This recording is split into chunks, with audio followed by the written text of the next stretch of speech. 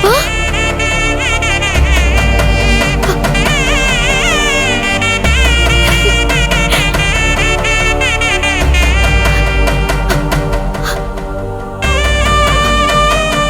அப்பா ராத்திரி பூரா சொப்பனத்துல உங்களதான் கண்டுட்டு கிடந்தேன். இப்ப கண்ணு முழிச்சதும் நீங்களே வந்திருக்கிய. ஆனா அப்பா போட்டோவ ஆரெங்க வச்சிருப்பாங்க? ஒருவேளை மாமா மாமான்னு சொல்லக்கூடாது, அப்பான்னு சொல்லிருக்காங்கல்ல, அவங்கதான் எடுத்துட்டு வந்து வச்சிருப்பாங்களோ. நான் வெசனப்படுதேன்னு அவங்க சொன்ன மாதிரியே செஞ்சுட்டாங்க. எனக்கு ரொம்ப சந்தோஷமா போச்சு. முதல்ல போய் கேப்போம்.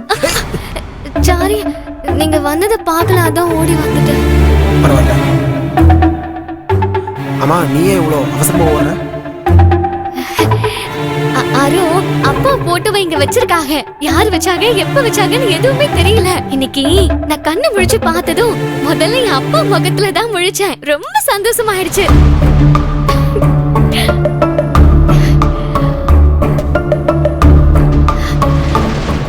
நான் தான் வச்சேன்.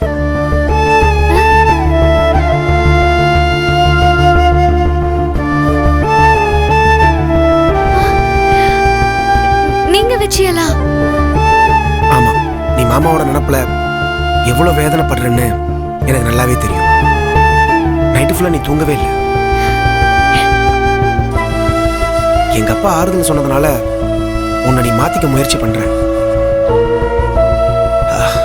ஆனா முழுசா மாற முடியாம கஷ்டப்படுற.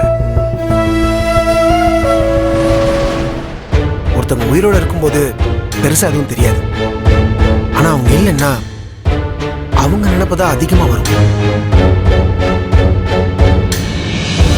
இப்போ மனசு முழுக்க மாமா நினைப்பு மட்டும்தான் இருக்கு. நீ எப்பவும் எந்திரிச்ச உடனே என் முகத்தை தான் பார்ப்ப.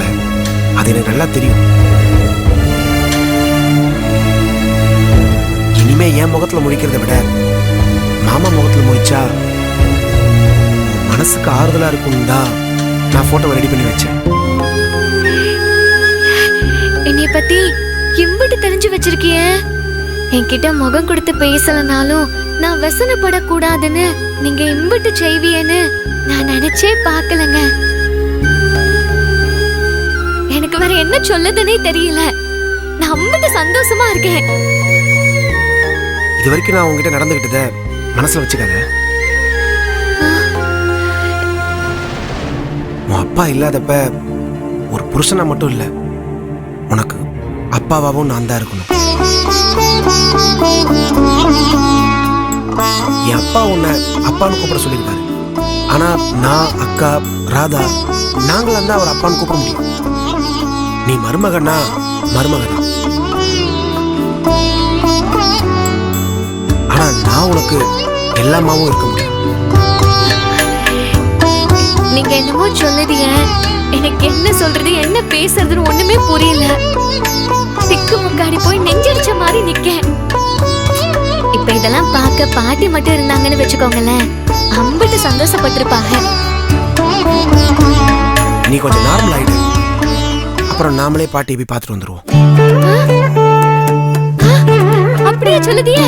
போலாம் போலாம். சரி இருங்க, நான் போய் காப்பி தண்ணி எடுத்துட்டு வரேன். இல்ல, நீ போட வேணாம். இனி நீ கிச்சன்ல வேலை பார்க்க கூடாது. ஏன் அப்படி சொல்லுதிய? இல்ல, இந்த வீட்டுல எல்லாருமே உன்னதான் வேலை செய்ய சொல்றாங்க. நீ வேலை பார்க்கறது எனக்கு ரொம்ப கஷ்டமா இருக்கு. அதனால வேலைக்கு ஆள் போட்டுடலாம். நான் இருக்கிறப்போ வேலைக்கு ஆள் போட போறீங்களா?